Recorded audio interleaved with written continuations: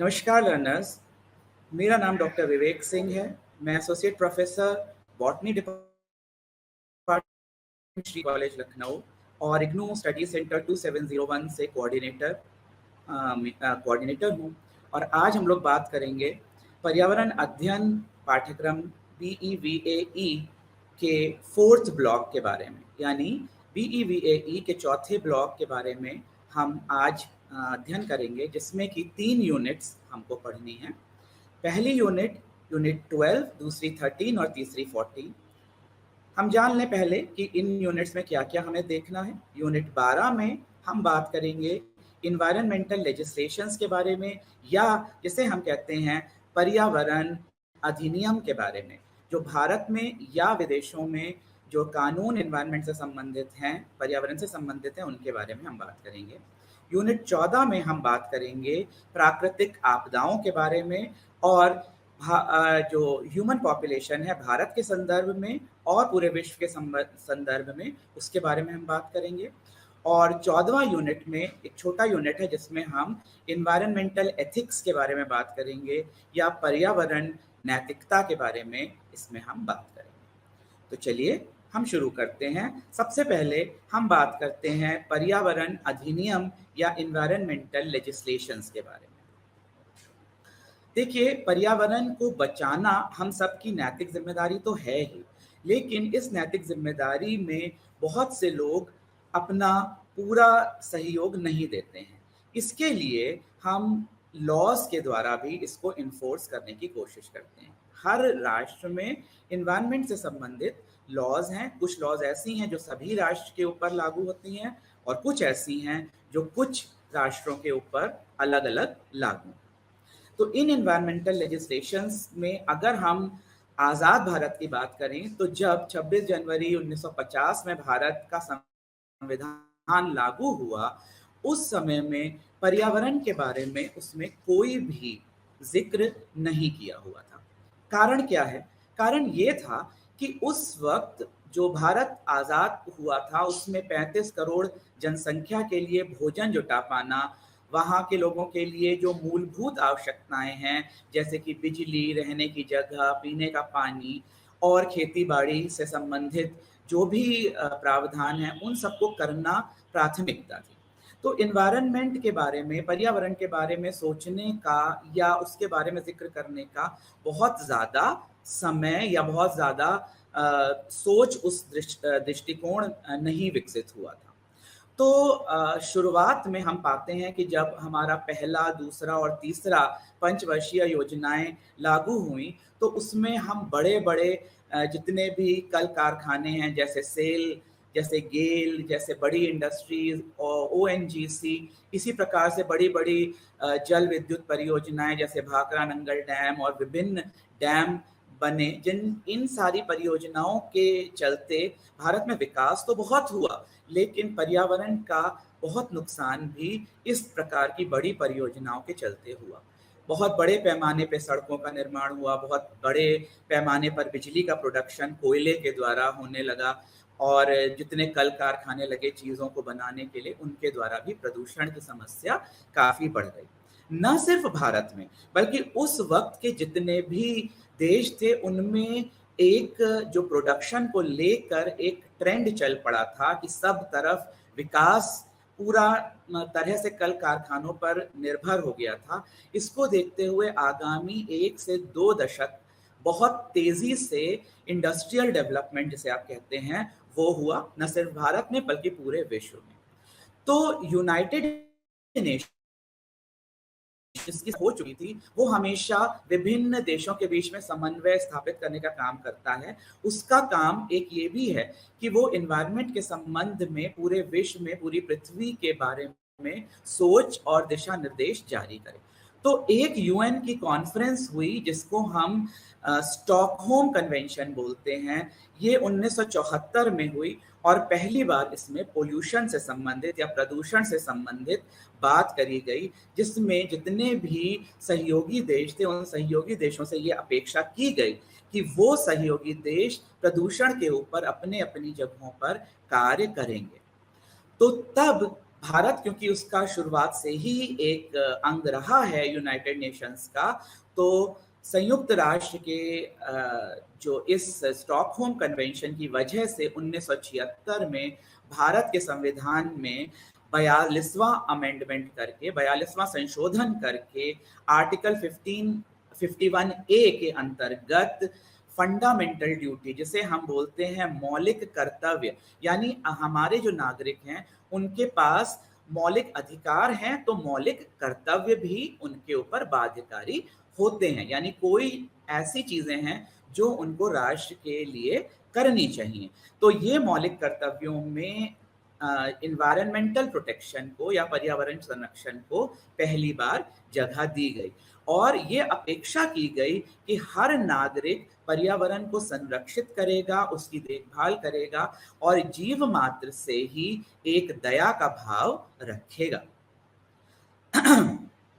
इसके बाद हम पाते हैं कि आर्टिकल 48A में भी चेंज किया गया, जिसे हम बोलते हैं directive principles of state policy, यानी कि राज्यों के लिए नीति निर्देशक तत्व जो हैं इनमें भी 48A को डाला गया और 48A कहता है कि राज्य जो हैं वो वन और वन्य जीव के लिए नीति निर्धारित करेंगे ताकि उनका संरक्षण किया जा सके। तो यहाँ पर स्टॉकहोम कन्वेंशन बहुत ही महत्वपूर्ण हो जाता है। 1980 में हम पहली बार देखते हैं कि भारत सरकार ने एक विभाग की स्थापना की जिसको बोला गया पर्यावरण विभाग या डिपार्टमेंट ऑफ एनवायरनमेंट, और इसको आगे और एक वृहद रूप देते हुए एक पूरा मंत्रालय बना दिया गया जिसे पर्यावरण और वन मंत्रालय कहा गया 1985 में। अभी कुछ ही समय पहले 1914 में जब जो प्रेजेंट सरकार है उसका पहला सत्र आया था तो तब इसमें एक नाम और जोड़ दिया गया, यानी पर्यावरण वन के साथ साथ जलवायु परिवर्तन या क्लाइमेट चेंज को भी इस मिनिस्ट्री में इंक्लूड कर लिया गया। तो अब मिनिस्ट्री का नाम हो गया ministry of environment, forest and climate change. इस जितने भी मिनिस्ट्री है और जो भी भारत सरकार के डिफरेंट इनिशिएटिव्स हैं, इनकी मदद से कई सारी लॉज हमारी बनी और इसमें से जो कुछ महत्वपूर्ण लॉज हैं उनके बारे में हम आज ज़रूर चर्चा करेंगे। अगर हम इसे कैटेगराइज कर ले तो ये लॉज पर जो प्रदूषण है उसके बेसिस पर हम 4 भागों में विभक्त कर सकते हैं। एक वो लॉज जो जल से संबंधित हैं, एक लॉज जो कि वायु से संबंधित हैं, एक जो वन और वन्य जीवों से संबंधित है और चौथी जो साधारण या जनरल लॉज हैं जो सभी प्रकार के एनवायरमेंटल इश्यूज के ऊपर निर्भर करती हैं या उसके बारे में बातचीत करती हैं। तो हम एक एक करके इसको लेंगे। पहली जो लॉ है हमारी वो है आपकी वाटर एक्ट, या जो आपका वाटर का जितने भी लॉज हैं उनके बारे में ये बात करती है। तो एक लॉ जो वाटर के लिए सबसे महत्वपूर्ण है वो है water protection and control of pollution act of 1974। Hindi में हम इसे बोलते हैं जल निवारण एवं नियंत्रण, प्रदूषण निवारण एवं नियंत्रण अधिनियम 1974, और इसका संशोधन आया 1988 में, जिसे हम अमेंडमेंट ऑफ 1988 कहते हैं। इस लॉ के तहत, इस कानून के तहत स्टेट और सेंट्रल पोल्यूशन कंट्रोल बोर्ड्स की स्थापना हुई। तो सबसे पहले जल प्रदूषण कंट्रोल बोर्ड या जल प्रदूषण नियंत्रण बोर्ड की स्थापना होती है और इसका एक काम है, ये नीति निर्धारित करता है कितना इफ्लुएंट और उस इफ्लुएंट का क्या केमिकल कॉम्पोजिशन लेवल तक परमिसिबल है, उसकी लिमिट्स को तय करता है। जैसे आप सोच सकते हैं कि कोई इंडस्ट्री है, ये इंडस्ट्री कोई प्रोडक्शन करती है, उस प्रोडक्शन के बाद बहुत सारा वेस्ट वाटर निकलता है, जो ऐसा दूषित जल निकलता है। अब ये इंडस्ट्री क्या करती है, उस दूषित जल को नज़दीकी किसी भी नदी में, तालाब में, पोखर में डाल देती है। लेकिन इसकी वजह से तमाम जल का प्रदूषण होता है, जल में रहने वाले जीव जंतु और पौधों का नुकसान होता है। तो ऐसे में ये जो सेंट्रल बोर्ड और राज्य के बोर्ड हैं, स्टेट बोर्ड हैं, ये ऐसी नीतियां निर्धारित करते हैं, ऐसे नियम बनाते हैं कि कितना जो जल है, दूषित जल है, वो डाला जा सकता है नदियों में, उसको किस प्रकार से पहले उसका ट्रीटमेंट करना पड़ेगा, कैसा ट्रीटमेंट के बाद पानी का कॉन्सेंट्रेशन हो जाना चाहिए, जबकि उसे एक नेचुरल वाटर बॉडी में भेजा जा सके। इन सारी बातों के ऊपर ये नीतियां बनाते हैं। इनको अधिकार है कि ये किसी के भी ऊपर एक टैक्स लगा सकते हैं, इनको अधिकार है ये किसी के भी ऊपर कोई पेनाल्टी लगा सकते हैं, और इनको ये भी अधिकार है कि ये चाहें तो इस यूनिट को पूरी तरह से बंद कर सकते हैं अगर वो इन नियमों को पूरी तरह से नहीं मानती है। तो एक समय तक बहुत बड़े पैमाने पर इंडस्ट्रियल डेवलपमेंट हुआ और बहुत सारा प्रदूषण नदियों में और जल स्रोतों में चला जाने लगा, लेकिन इन बोर्ड्स की स्थापना के बाद इसको काफी हद तक नियंत्रित किया गया। साथ ही साथ 1977 में एक और एक्ट आई, water prevention and control of pollution, cess act. तो सेस जो है बेसिकली एक प्रकार का टैक्स होता है। तो जो भी इंडस्ट्रीज ये डिफॉल्टर हैं या फिर पानी से संबंधित कार्य करती हैं, जो पानी जमीन में से खींचती हैं या नदियों का पानी का इस्तेमाल करती हैं और बाद में प्रदूषित जल को भी नदियों में डालती हैं, इन सभी के ऊपर ये सेस लागू होता है और वो एक कीमत चुकाती हैं, टैक्स को पे करती हैं। इस टैक्स की मदद से बाद में इस जल जो संरक्षण है उसका कार्य किया जा सकता है। तो वाटर में दो मुख्य एक्ट थी जिनके बारे में हमने बात करी। इसके बाद एयर एक्ट या वायु से संबंधित अधिनियम। इसमें एक अधिनियम है जो कि बहुत ही महत्वपूर्ण है, जिसके बारे में हम बात करेंगे, जिसे हम बोलते हैं the air prevention and control of pollution act of 1981 and it's amendment of 1987। इसको हम हिंदी में कहते हैं वायु प्रदूषण नियंत्रण एवं निवारण अधिनियम 1981 और उसका संशोधन 1987 में आया। इसके नियम बिल्कुल उसी प्रकार के हैं जैसे आपने देखा था जल एक्ट के थे या जल अधिनियम के थे। यहाँ पर क्या है, जो सेंट्रल बोर्ड हैं जिनकी शक्ति अभी तक केवल जल प्रदूषण से संबंधित थी, सेंट्रल और स्टेट बोर्ड्स की, उन्हीं बोर्ड्स को अब पूरी तरह से पोल्यूशन कंट्रोल बोर्ड्स में कन्वर्ट कर दिया गया। और ये पोल्यूशन कंट्रोल बोर्ड या प्रदूषण नियंत्रण बोर्ड्स अब एयर की भी, जो भी इंडस्ट्रीज हैं वो न सिर्फ पानी के दूषित जल के जो वो हैं उनको डालती हैं, दूषित जल को डालती, बल्कि वो अपनी चिमनियों के द्वारा बहुत सारा धुआं भी अपने वातावरण में डालती हैं। तो उसके एमिशन के नॉर्म्स भी ये सेट करते हैं और इन एमिशन के नॉर्म्स की मदद से हम इंडस्ट्रीज को यूनिट्स के ऊपर नियम लागू करते हैं, उनकी यूनिट्स के ऊपर नोटिसेस दे सकते हैं, उन पे पेनाल्टी लगा सकते हैं और चाहे तो हम उन यूनिट्स को बंद भी कर सकते हैं इस अधिनियम के अंतर्गत। तो जितना भी पोल्यूटिंग इंडस्ट्रीज है और साथ ही साथ ऑटोमोबाइल इंडस्ट्री भी है। आप देखते होंगे कि जब आप अपनी गाड़ी का रजिस्ट्रेशन कराते हैं उसके साथ ही साथ आपको गाड़ी का पोल्यूशन कंट्रोल का सर्टिफिकेट भी लेना पड़ता है, तो वहां पर भी यही लागू होता है। और ये जो पोल्यूशन कंट्रोल है, आपकी गाड़ी कितना प्रदूषण मैक्सिमम कर सकती है, इसके नीति निर्धारक जो तत्व हैं वो भी इसी एक्ट के अंदर निहित है। तो वाटर के साथ साथ एयर में भी पोल्यूशन कंट्रोल के लिए ये सेंट्रल प्रदूषण कंट्रोल बोर्ड और स्टेट प्रदूषण कंट्रोल बोर्ड ये लागू होते हैं। तीसरी प्रकार की एक्ट्स जो हैं वो एक्ट कहलाती हैं वन और वन्य जीव संरक्षण एक्ट, जिससे हम इंग्लिश में बोलते हैं forest and wild life protection act. ठीक है, अब ये जो एक्ट है ये नई नहीं है। भारत में ब्रिटिश सरकार के टाइम से ही फॉरेस्ट के ऊपर लॉज रहे।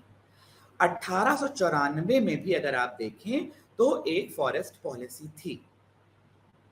समस्या ये थी कि अंग्रेजों के जमाने में इसका नेचर एक्सप्लॉइटेटिव था, एक्सप्लॉयटेटिव का मतलब है उसको केवल अपना फायदा देखना था। फायदा कैसे? कि वन में कौन से जीव हैं, उन जीवों से हमको किस प्रकार से रेवेन्यू मिल सकता है, कौन से पेड़ हैं, उनकी लकड़ियों से हमको किस प्रकार से रेवेन्यू मिल सकता है। ये सारी जो चीज़ें थी, इनके ऊपर बेस थी पूरी की पूरी फॉरेस्ट पॉलिसी। अंग्रेज़ों की फॉरेस्ट पॉलिसी 1927 में भी रिवाइज करी गई और उसमें भी विभिन्न तरह के फॉरेस्ट और उसमें मौजूद पेड़ पौधे और जीव जंतुओं की लिस्टिंग जरूर करी गई, लेकिन इनका मुख्य उद्देश्य था रेवेन्यू को इंक्रीज करना और टैक्सेस बढ़ाना। साथ ही साथ बहुत सारी जो प्रिंसिपैलिटीज थी, बहुत सारे प्रिंसली स्टेट्स थे, मतलब गाँव में भी जंगल हुआ करते थे, बड़े बड़े जो राजघराने थे उनके पास भी जंगल हुआ करते थे। तो उन जंगलों को सरकार के एम्बिट में ले लेना, सरकार के अधीन ले लेना और उनसे किस प्रकार से रेवेन्यू जनरेट किया जा सके, वो इस फॉरेस्ट पॉलिसी का मुख्य उद्देश्य था। यानी इस फॉरेस्ट पॉलिसी का मुख्य उद्देश्य संरक्षण ना हो करके रेवेन्यू कलेक्शन था। लेकिन आज़ाद भारत में 1972 में हम पहली बार एक वाइल्ड लाइफ प्रोटेक्शन एक्ट देखते हैं, या वन्य जीव संरक्षण कानून पहली बार हम देखते हैं, जिसका अमेंडमेंट हमको 1982 में या 1982 में देखने के लिए मिलता है। तब तक क्या होता था कि जो शिकार करना था, ये शिकार करना गैर कानूनी नहीं होता था। ऐसे में क्या होता था कि जो भी जीव होते थे, अगर जैसे बड़े जीव हैं जैसे शेर, चीते, इनकी जनसंख्या तेजी से घटने लग गई। ऐसे में भारत सरकार को इस नियम को लागू करना पड़ा, इस एक्ट को लागू करना पड़ा, जिसके अंतर्गत शिकार पर प्रतिबंध लगा और 5 विभिन्न प्रकार के शेड्यूल बनाए गए जानवरों के, जिसमें शेड्यूल 1 से लेकर शेड्यूल 5 तक जानवरों को कैटेगराइज कर दिया गया, विभक्त कर दिया गया। शेड्यूल 1 के अंतर्गत वो जानवर आते थे जो कि बहुत इंडेंजर्ड थे, जिनके शिकार पर पूर्ण प्रतिबंध था। इसके बाद शेड्यूल 2 में वो जिनको थोड़े संरक्षण की आवश्यकता थी, यानी कुछ जगहों पर उन पे शिकार करा जा सकता था और कुछ जगहों पर उनके ऊपर संरक्षित किए गए वो और वहाँ पे शिकार नहीं था। तीसरी चौथी कैटेगरी में शिकारी जानवर थे, लेकिन बड़े और छोटे शिकारी जानवर थे। और इसके बाद आखिरी कैटेगरी थी उनकी जो कि वर्मिन्स की कैटेगरी में थे, यानी उनको आप अगर शिकार कर लें, जैसे चूहे वगैरह छोटे जानवर जिनका बहुत ज़्यादा कोई रोल नहीं है और वो फॉरेस्ट को बल्कि नुकसान ही पहुंचाते हैं, इनके शिकार पे कोई पाबंदी नहीं थी। तो शिकार से संबंधित डिफरेंट लॉज आपको वाइल्ड लाइफ प्रोटेक्शन एक्ट 1972 में मिलती हैं। और जितनी भी आज वन्य जीव जो हैं जिनको प्रोटेक्शन दिया गया है, और IUCN की लिस्ट भी जो होती है, जहाँ पर एक रेड डेटा बुक होती है डिफरेंट लेवल ऑफ थ्रेट्स के बेसिस पर, यानी कोई भी जानवर है तो उसको कितना थ्रेट है, उसकी कितनी पॉपुलेशन बची है, उसके बेसिस पर अलग अलग वल्नरेबल, इंडेंजर्ड या लाइकली टू बी इंडेंजर्ड, इस प्रकार से विभिन्न कैटेगरी बनाई गई और जानवरों के शिकार पर थोड़ा या पूर्ण प्रतिबंध जरूर लगाया गया इस वाइल्ड लाइफ प्रोटेक्शन एक्ट के अंतर्गत। इसका अमेंडमेंट 1982 में आया, जिसमें से और व्यापक कर दिया। 1980 में फॉरेस्ट पॉलिसी पहली बार इंडिया में आई और ये फॉरेस्ट पॉलिसी 1988 में फिर से रिवाइज करी गई। यहाँ पर हम पहली बार पाते हैं कि पेड़ पौधों की भी बात हो रही, क्योंकि अभी तक जब भी हम फॉरेस्ट की बात कर रहे हैं या हम संरक्षण की बात कर रहे हैं तो हम बात करते हैं सिर्फ और सिर्फ जानवरों की। लेकिन अब जब हम फॉरेस्ट पॉलिसी की बात करते हैं या फॉरेस्ट कंजर्वेशन एक्ट ऑफ 1980 या वन संरक्षण अधिनियम 1980 की बात करते हैं, तो हम फॉरेस्ट में पौधों की भी बात करते हैं, पेड़ों की भी बात करते हैं। ऐसे में फॉरेस्ट को 3 विभिन्न कैटेगरीज में बांटा गया। एक जिसको हम बोलते हैं रिजर्व्ड फॉरेस्ट, दूसरा जिसे हम बोलते हैं प्रोटेक्टेड फॉरेस्ट, और तीसरा जिसे हम बोलते हैं विलेज फॉरेस्ट। अब क्या है कि जो वन है वो सिर्फ जानवरों के रहने की जगह नहीं है।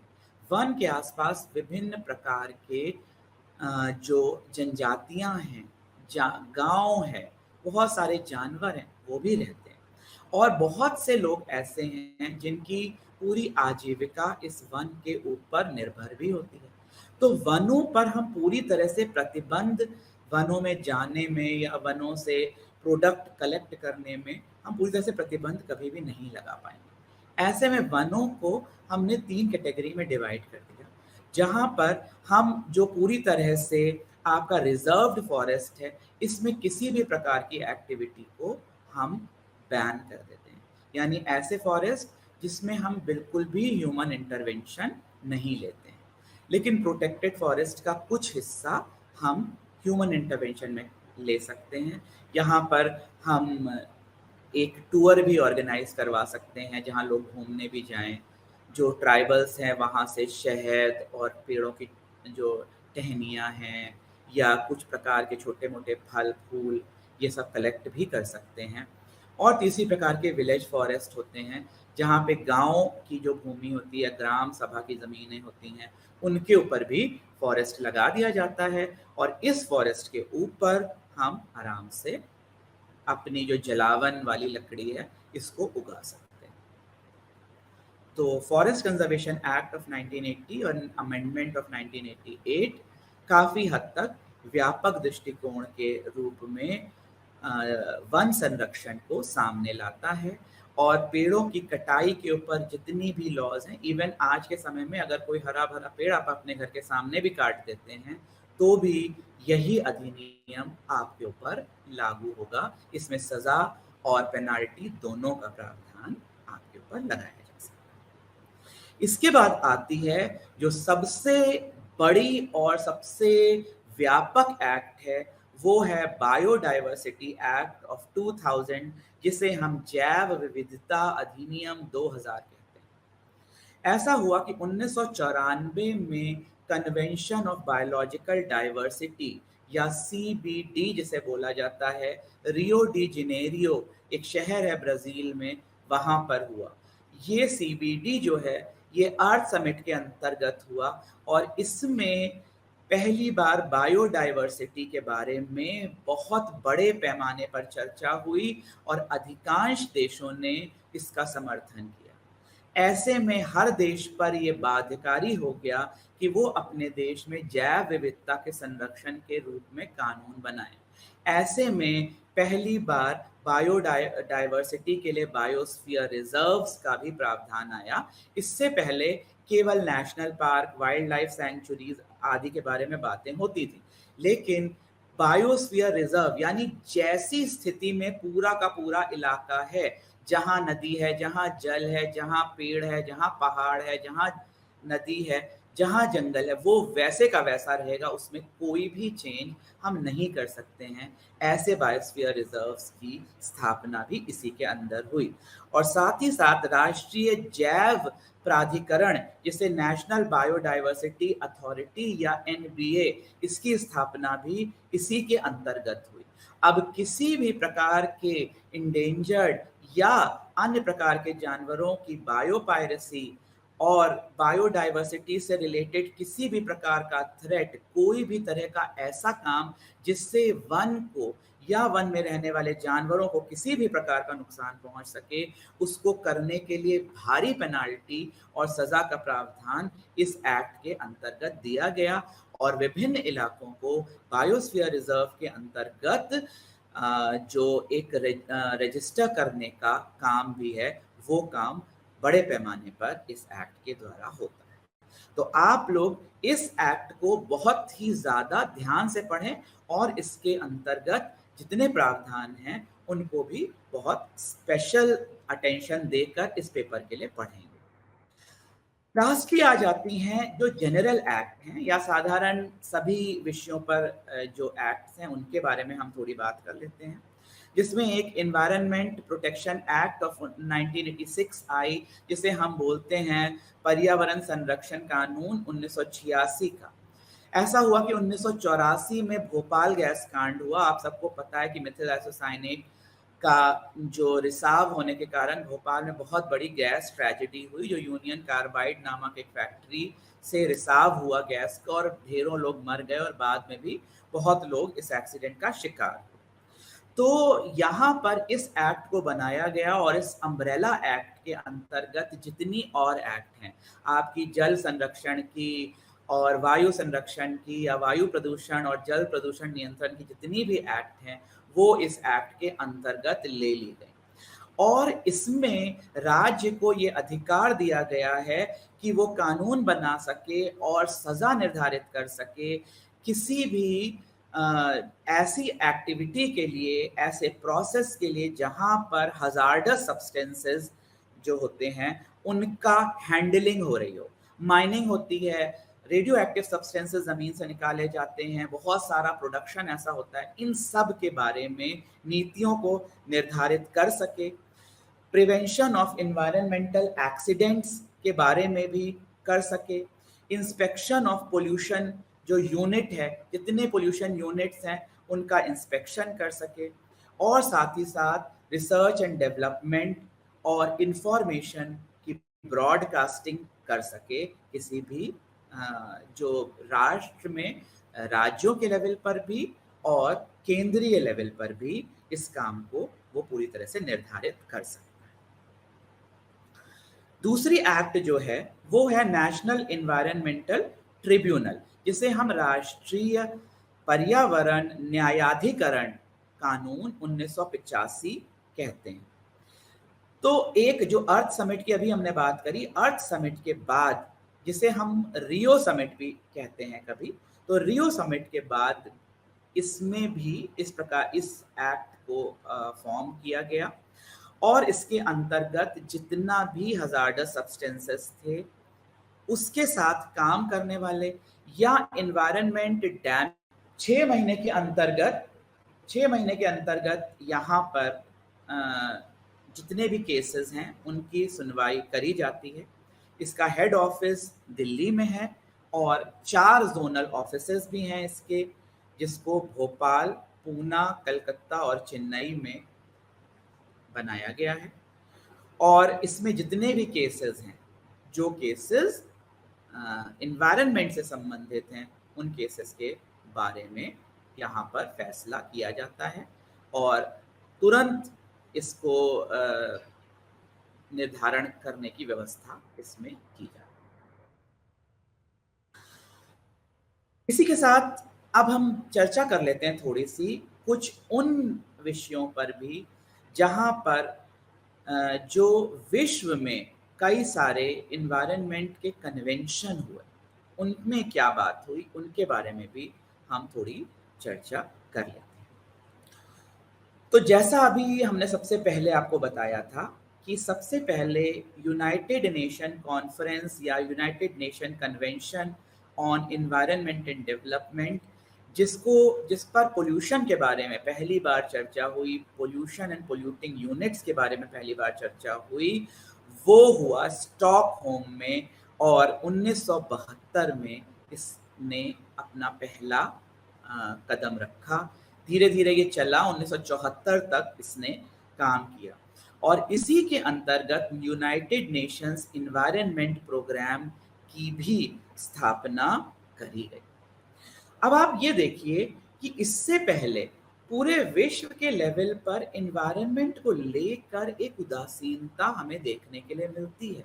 हम कहीं पर भी एनवायरनमेंट से रिलेटेड, यानी जंगल की कटाई से रिलेटेड या पेस्टिसाइड के इस्तेमाल से लेकर या फिर इंडस्ट्री कितना एमिशन लेवल करेगी, पोल्यूट कितना करेगी, या आप जो शिपिंग है उससे समुद्र को होने वाले नुकसान में रेडियो एक्टिव पोल्यूशन को लेकर कोई कानून बड़े पैमाने पर किसी राष्ट्र में था ही नहीं। अब ये सारे जो कानून आपके बने हैं, इन कानूनों में, इन चीज़ों में पहली बार जो पहल आपको दिखाई पड़ती है वो स्टॉकहोम कन्वेंशन में ही आपको मिलती है, जो 1972 में आई और इसी के अंतर्गत जैसा हमने आपको बताया कि यूनाइटेड नेशन एनवायरनमेंट प्रोग्राम की भी स्थापना हुई। दूसरी जो बड़ी ही महत्वपूर्ण कन्वेंशन या कॉन्फ्रेंस आप बोलेंगे, इसका नाम है अर्थ समिट। इसको हम रियो समिट के नाम से भी जानते हैं और ये 1982 में। 1982 में ये हुई रियो डी जेनेरियो नामक शहर में, जो कि ब्राज़ील में। अब ये जो रियो डी जेनेरियो शहर में हुई समिट है, इस समिट में प्रथम बार आप सस्टेनेबल डेवलपमेंट का नाम सुनते हैं। सस्टेनेबल डेवलपमेंट का मतलब होता है कि हम अपने संसाधनों में से सिर्फ उतना ही लें जितना आवश्यक है, और हम कुछ उस भविष्य के लिए छोड़ दें जिस भविष्य में हमारा आने वाली जो जनरेशन है वो जनरेशन सांस लेगी। यानी कि ऐसा नहीं कि हम सारे पेड़ों का, सारे कोयले का, सारे तेल का इस्तेमाल हम आज ही कर लें, आने वाली जनरेशन्स इससे पूरी तरह से महरूम रह जाए, ऐसा हमें बिल्कुल भी नहीं करना है। हमको किस प्रकार से अपने डेवलपमेंट को सस्टेनेबल बनाना है जिसको हम आगे ले जा पाए। तो यहाँ पर बहुत सारे विषयों पर चर्चा हुई और ये अपने आप में सबसे सफल यूनाइटेड नेशन की समिट में से एक गिनी जाती है। यहाँ पर पहली बार आप रिन्यूएबल एनर्जी की बात सुनेंगे, यानी नवीकरणीय जो ऊर्जा के स्रोत हैं उनकी बात आप पहली बार सुनेंगे। यहाँ पर पहली बार आप उन्नत कृषि के बारे में सुनेंगे, जहाँ पर कृषि को भी सस्टेनेबल बनाया जाता है। ये नहीं कि आप खेतों में इतना फर्टिलाइजर डाल दें कि कुछ समय के बाद वो जमीन खेती योग्य रही ना जाए। यहाँ पर किस प्रकार से हम ऐसी खेती करें जो सस्टेनेबल है। पानी के स्रोतों का इस्तेमाल हम कैसे करें कि वो पानी रिसाइकिल होता रहे और आने वाली जनरेशन तक पीने का पानी मुहैया हो सके। हवा को किस प्रकार से हम शुद्ध रखें जिससे आने वाले समय तक हवा हमको मिल सके। जितने हमारे आने वाले संसाधन हैं, उन संसाधनों को पूरी तरह से खत्म ना कर दिया जाए, बल्कि उनको सस्टेनेबल रूप में एक मेंटेन किया जा सके। ये सारी बातें अर्थ समिट के अंतर्गत आती हैं और 196 से भी ज़्यादा, 196 के अराउंड देशों ने, लगभग सभी देशों ने इसको रैटिफाई किया और ये सभी देशों में लागू हुआ। और जैसे आपको पता ही है कि हमारे देश में भी इसी के बेसिस पर नेशनल एनवायरनमेंटल ट्रिब्यूनल और नेशनल ग्रीन ट्रिब्यूनल्स बने, जिसमें राष्ट्रीय पर्यावरण न्यायाधिकरण वगैरह के नाम से हमारे देश में भी इसको चला। फिर एक बहुत बड़ा इशू आया कि बहुत सारे जो बड़े देश थे उनमें ऐसे कानून बन गए जिन कानूनों के चलते वहाँ पर किसी भी प्रकार का हजार्डस एक्टिविटी या हजार्डस सब्सटेंसेस का बनाना बैन हो गया। तो क्या होने लग गया कि छोटे देशों में, अफ्रीका में, एशिया में, चाइना में, भारत में, बांग्लादेश में, वियतनाम में, ऐसे बहुत सारे जो इंडस्ट्री है वो लग गई जो हजार्डस सब्सटेंसेस से डील करती थी। ऐसे जो मानव जाति के लिए बहुत खतरनाक सब्सटेंसेस थे उनके ऊपर वो डील करती थी और इसके बाद इनका ट्रांस बाउंड्री एक्सपोर्ट होता था, यानी बने कहीं और कहीं और ले जाकर इसका इस्तेमाल हो। लेकिन कहीं पर भी बने, कहीं पर भी डेवलप हो, है तो हमारी पृथ्वी का ही भाग। तो ऐसे में बेसल कन्वेंशन हुआ। बेसल स्विट्जरलैंड में एक बहुत सुंदर शहर है और वहाँ पर इस कन्वेंशन को किया गया जिसका नाम था control of trans boundary movement of hazardous substances. इसके ऊपर ये कन्वेंशन हुआ और नीतियाँ निर्धारित करी गई जिसके द्वारा हम ये जो हजार्डस सब्सटेंसेस थे उनको किस प्रकार से एक बाउंड्री से दूसरी बाउंड्री ले जाया जा सके या इनको रेगुलेट किया जा सके कि इनको आसानी से एक देश से दूसरी देश ले जाना संभव ना हो, ताकि हम हजार्डस सब्सटेंसेस के ऑल्टरनेटिव ढूंढें और उन ऑल्टरनेटिव्स पर हम प्रॉपरली काम करें। एक और बहुत बड़ा विषय आने लगा 1984 और 1980 के ही दशक में, वो था ओजोन लेयर डिप्लीशन का। यानी ओजोन की जो परत थी उसमें अंटार्कटिका के ऊपर हमको एक बहुत बड़ा छिद्र नजर आया साइंटिस्ट को, और इसके ऊपर भयानक कॉन्सिक्वेंसेस हमको साइंटिस्ट ने बताए और उन्होंने कहा कि इसके लिए जिम्मेदार हैं एक ऐसी गैसेस जिनको आज तक सबसे सेफ गैस समझा जाता था, वो थी क्लोरोफ्लोरोकार्बन या CFCs। अब इनके ऊपर रोक लगाने के लिए एक कन्वेंशन किया गया जिसको वियना कन्वेंशन कहा जाता है, और ये 1985 में लागू हुआ। और वियना कन्वेंशन में पहली बार ओजोन लेयर डिप्लीशन की बात की गई। हालांकि ये बात प्रिलिमिनरी लेवल पर थी, यानी बिल्कुल शुरुआती लेवल पर थी, और इसमें कोई ठोस कदम हमको नहीं दिखाई देता है, लेकिन एक शुरुआत ज़रूर हमको यहाँ पर नज़र आती है। और साइंटिस्ट के द्वारा किस प्रकार से ओजोन लेयर की जो प्रॉब्लम है उसको दूर किया जाए, इसके ऊपर विभिन्न देशों में चर्चा हुई, और हर देश से कहा गया कि अपने अपने लेवल पर आप इसके समाधान को ढूंढने की कोशिश करिए। इसी का और बड़ा रूप हमें देखने के लिए मिलता है मॉन्ट्रियल प्रोटोकॉल में, जो कि कनाडा में मॉन्ट्रियल शहर में हुआ, और ये 1997 या 1997 में ये हुआ, 1987 में सॉरी ये हुआ। और 1987 में आप पाएंगे कि इसके ऊपर बहुत कड़ी लॉज डेवलप कर दी गई। सीएफसी को पूरी तरह से बैन कर दिया गया। एरोसॉल के रूप में सीएफसी का इस्तेमाल होता था, फोम बनाने के रूप में होता था, और फ्रिज के कूलेंट के रूप में होता था। अब इसकी ऑल्टरनेटिव गैसेस को ढूंढा गया और पूरी तरह से इस पर बैन लगा दिया गया।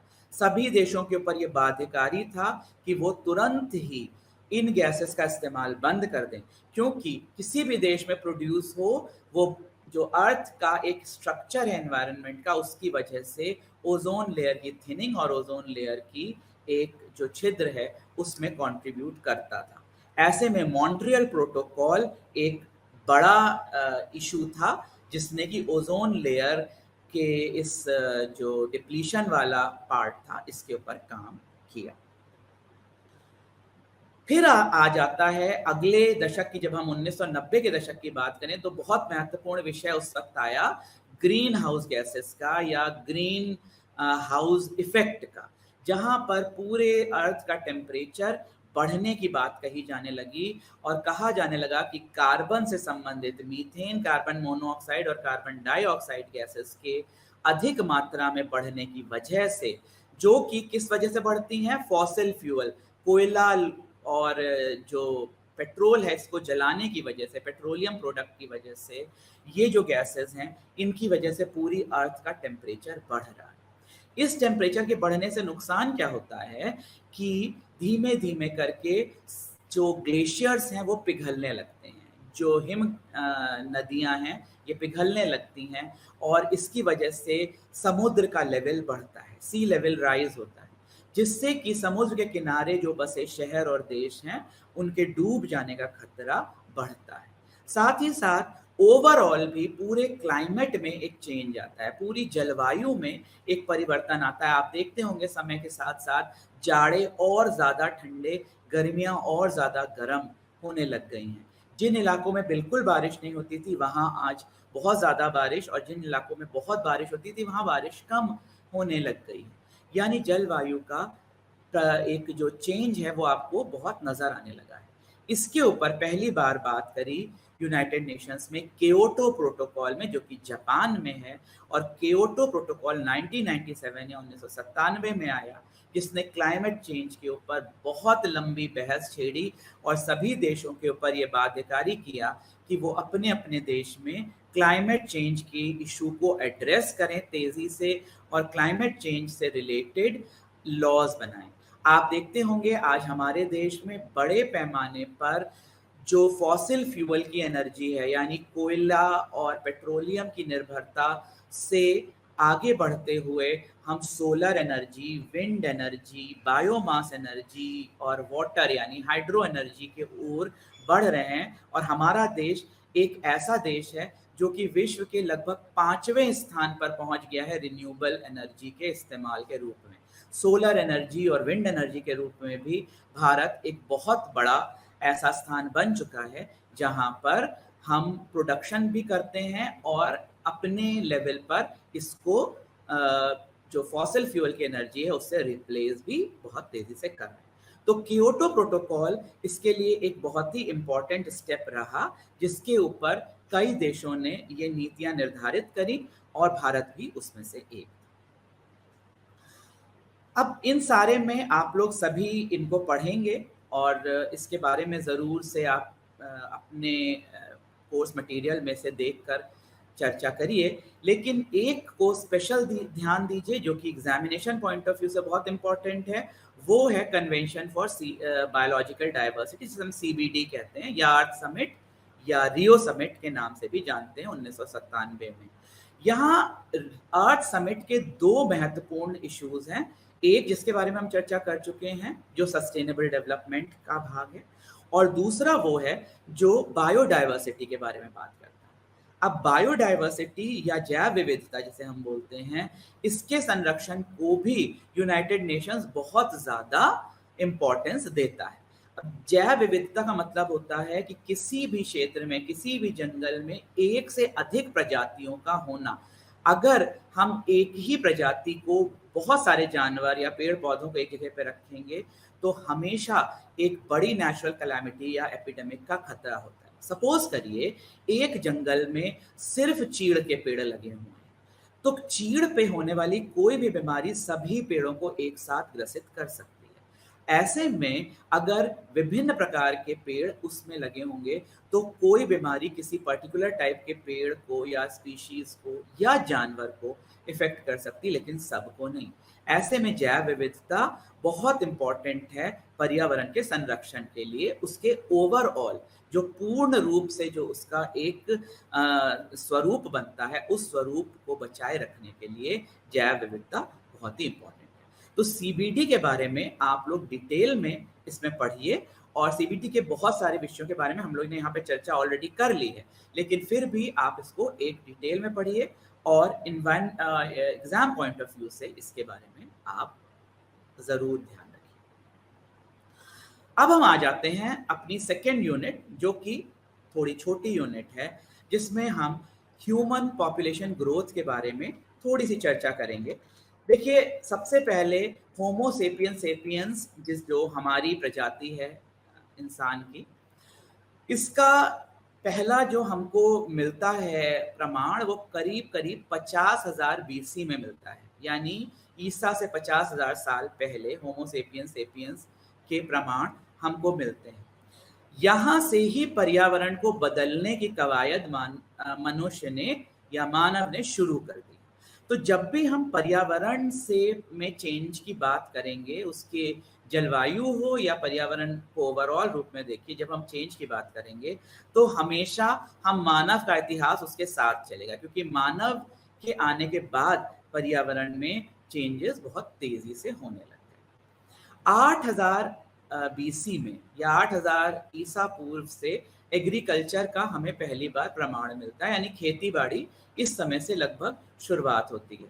तो खेती बाड़ी की शुरुआत से जंगलों की कटाई शुरू हो गई, जानवरों से बचाव शुरू हो गया, जानवरों को मारना शुरू हो गया, और ह्यूमन की पॉपुलेशन धीमे धीमे जैसे जैसे बढ़ी, आप पाएंगे कि शुरुआती दौर में ह्यूमन की पॉपुलेशन, अगर हम एक कर्व बनाएं तो शुरुआती दौर में आप देखेंगे कि ह्यूमन पॉपुलेशन काफी धीमे धीमे बढ़ती है। क्यों? क्योंकि बहुत डिजीजेस थे, खाने के लिए नहीं था, कंपटीशन बहुत था, जानवरों का खतरा था। समय के साथ साथ ये ह्यूमन पॉपुलेशन बढ़ी, और फिर जैसे जैसे ह्यूमन ने अपने पर्यावरण को अपने अनुकूल बनाना शुरू किया, वैसे वैसे पॉपुलेशन तेजी से बढ़ने लगी। 8000 BC से अगर हम 1800 AD पर आए, तो लगभग ये 10,000 साल जो है, इसमें पॉपुलेशन की ग्रोथ 100 करोड़ तक पहुंच गई। यानी विश्व की पॉपुलेशन 100 करोड़ तक 1800 BC में पहुंच गई। लेकिन इतने साल, 10,000 साल लगे, अगले 80 साल में पॉपुलेशन फिर दुगनी हो गई। यानी कि 100 करोड़, 1 बिलियन से 2 बिलियन, 200 करोड़ पॉपुलेशन अगले 80 या 85 साल में ही पहुंच चुकी थी, और आने वाले 45 साल में पॉपुलेशन 2 बिलियन से 4 बिलियन, यानी हर बार आप देख रहे हैं समय कम में ह्यूमन पॉपुलेशन बढ़ती चली जा रही। कारण क्या है?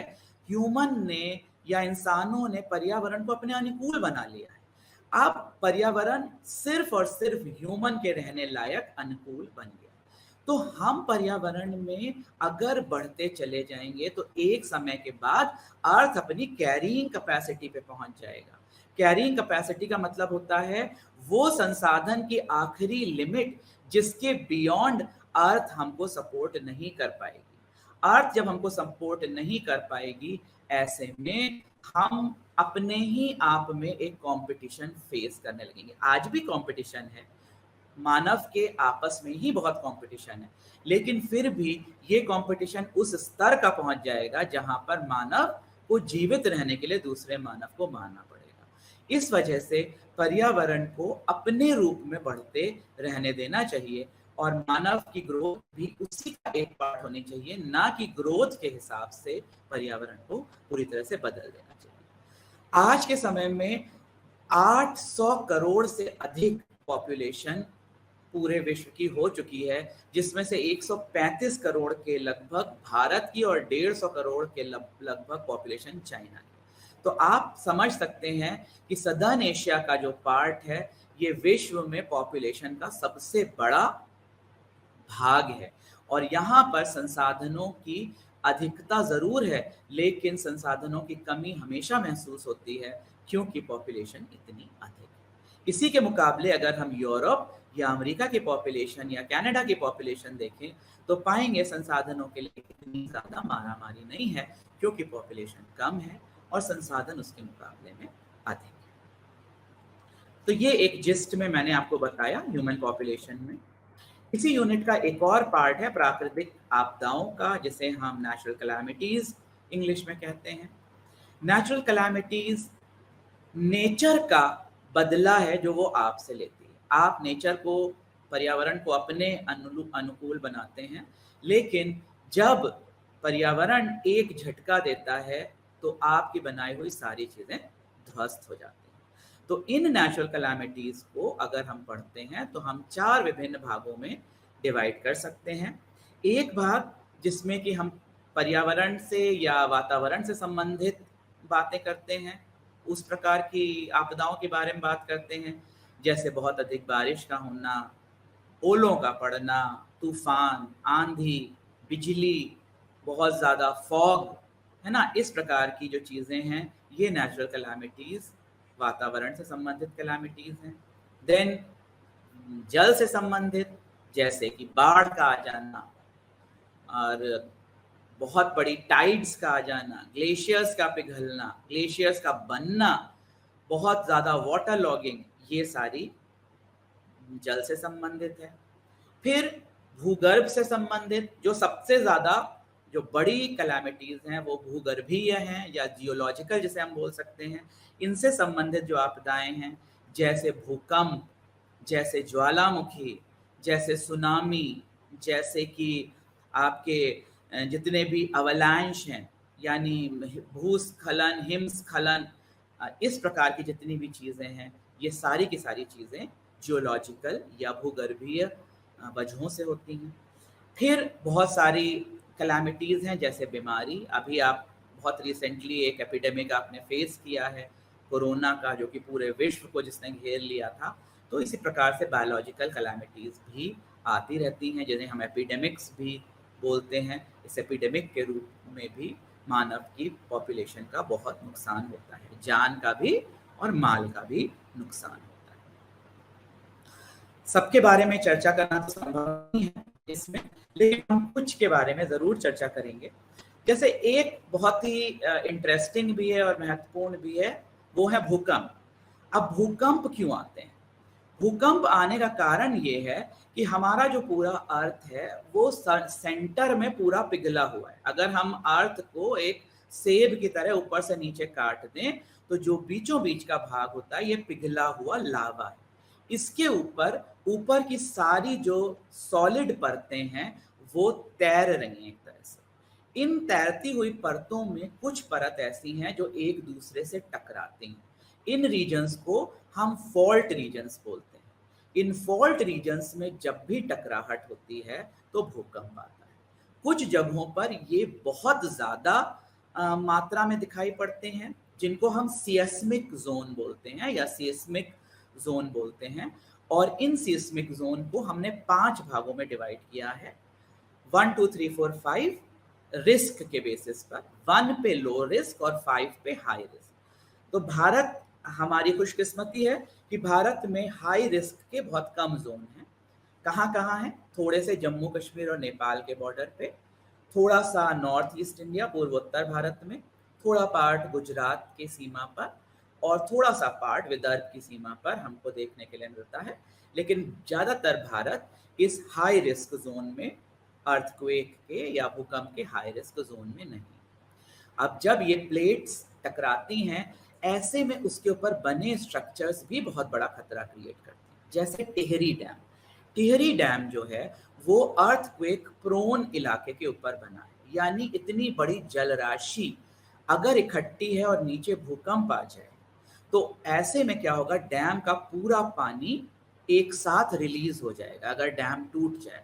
और अगर टिहरी डैम टूटा तो हरिद्वार तक कम से कम 10 मीटर पानी के नीचे शहर डूब जाएंगे। इस प्रकार की चीज़ों के बारे में पहले से सोच समझकर सरकार को ध्यान देना चाहिए और इस प्रकार की कैलामिटीज़ को हमेशा बचाव सरकार के लेवल पर किया जाना चाहिए, जो कि किया भी जाता है। और नेशनल डिजास्टर मैनेजमेंट एजेंसी है हमारे यहाँ, जो कि इस प्रकार के किसी भी तरह के खतरे पर काम करती रहती है। उसके बाद आप जाते हैं आपके चक्रवात। चक्रवात भी इसी प्रकार से होते हैं कि जब लहरें जो होती हैं वो फॉर्म होती हैं समुद्र के साथ, स्पेशली चक्रवात आते हैं ट्रॉपिकल जोन पे, जो उष्णकटिबंधीय इलाके हैं। यहाँ पर गर्मी जब बहुत ज़्यादा पड़ती है तो समुद्र का पानी गर्म हो जाता है और अपने ऊपर की एयर को भी गर्म करता है। ये एयर ऊपर उठती है और अर्थ क्योंकि अपने सरफेस पर रोटेट करती है, अर्थ जो है लगातार घूम रही है अपनी एक्सिस पर, तो ये हवा भी गोल गोल घूमने लग जाती है कुछ समय के बाद, और गोल घूम के ऊपर उठती है और ठंडी हवा नीचे आती है। ये लगातार प्रोसेस चलता रहता है। ये हवा के घूमने की वजह से कुछ समय के बाद इतनी तेज घूमती है कि पानी भी साथ साथ घूमने लगता है और भारी लहरें उठने लगती हैं, जिससे कि जो तटवर्ती इलाके हैं उनमें जान माल के नुकसान की बहुत बड़ी आशंका बढ़ जाती है। तो इस प्रकार से जो है वो फ्लड भी कॉज कर सकता है और साथ ही साथ बहुत और तरह के नुकसान भी आ सकते हैं चक्रवात की वजह से। सिमिलरली सुनामी है, अगर समुद्र की सतह के नीचे अर्थक्वेक आ जाए तो क्या होगा, भूकंप आ जाए तो क्या होगा, बहुत बड़ी लहरें उठेंगी और तटवर्ती इलाकों पे लाकर बाढ़ की स्थिति क्रिएट कर देंगी। एक साथ ढेर सारा पानी आ जाएगा जिससे जो बिल्डिंगें हैं वो टूट जाएंगी और जान माल का नुकसान होगा। इन सभी में जो सरकारी एजेंसी है वो राष्ट्रीय आपदा नियंत्रण जो बोर्ड है वो इसके ऊपर काम करता है, वो हमेशा तैयार रहता है। और नेशनल डिजास्टर मैनेजमेंट बोर्ड इनके इस प्रकार की किसी भी आपदा, और हमारी आर्मी भी इसकी किसी भी आपदा के लिए हमेशा तैयार रहती है। आप देखेंगे एनडीआरएफ की टीम्स हमेशा पहुंच जाती हैं उन इलाकों में जहां पर इस प्रकार का कोई भी खतरा मंडराता है। अब हम दो चार बातें कर लें छोटी छोटी, जो कि ऐसे केस हिस्ट्री हुई जहां पर इन्वायरमेंट लॉज ने अपना काम किया, क्योंकि अभी हमने इन्वायरमेंट लॉज की बात करी, तो उन लॉज से कहाँ फायदा हुआ। एक फायदा आप देखेंगे ताज ट्रेपीजियम केस में, ताजमहल के आसपास मथुरा रिफाइनरी और फिरोजाबाद ग्लास इंडस्ट्रीज बहुत बड़ी इंडस्ट्रीज थी, जिनमें से निकलने वाले प्रदूषण की वजह से ताजमहल के सरफेस के ऊपर एक पीले रंग की लेयर बनने लग गई थी। इसके ऊपर सुनवाई हुई और वायु प्रदूषण एक्ट की वजह से और एनवायरनमेंट प्रोटेक्शन एक्ट की वजह से इन इंडस्ट्रीज को सजा हुई और इनकी यूनिट्स को बंद किया गया और बहुत सी यूनिट्स को अलग ऑल्टरनेटिव फ्यूल पर शिफ्ट किया गया। यानी अगर वो कोयले का या तेल का इस्तेमाल कर रही थी तो उसके बजाय बिजली का या सीएनजी वगैरह का इस्तेमाल करने लग गई, जिससे कि इस ताज ट्रेपीजियम को बचाया जा सका। इसी प्रकार से एक बहुत बड़ा आंदोलन है 1970 से 80 के दशक का, जिसका नाम है चिपको आंदोलन।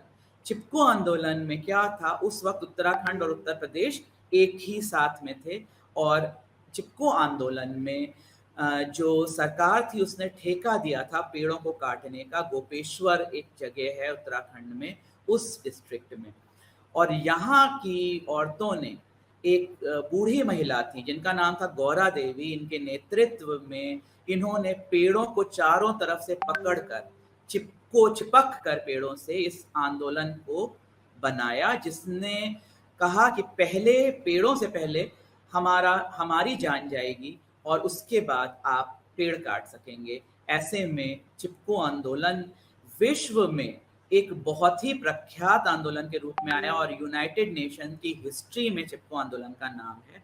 1984 में उत्तराखंड में पेड़ों को काटने के लिए इंदिरा गांधी ने पूरी तरह से एक ब्लैंकेट बैन लगा दिया और उत्तर प्रदेश सरकार को निर्देशित किया कि यहाँ से पूरी तरह से इसको हटा दिया जाए।